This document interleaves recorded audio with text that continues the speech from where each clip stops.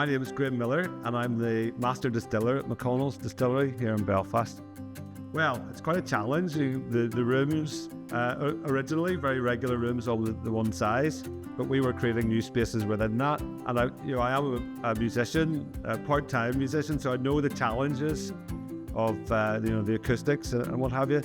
And for me, there was only one person to speak to in order to solve the problem, and that was Roger in the time at Rea Sound.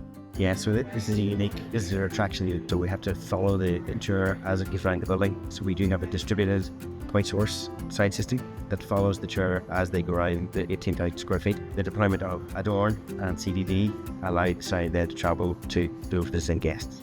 So that the compact size, the aesthetics of the speaker has fitted very well with the whole ambient mood of the building. The CDD gives a much superior sound quality with the coaxial design in the driver. That's great for live music. The compact nature of both the ADORN and CDD in these low ceiling environments works very well.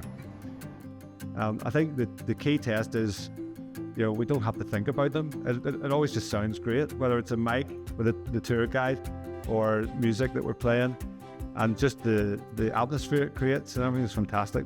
We know we can rely on the Martin Audio kit to deliver what we want.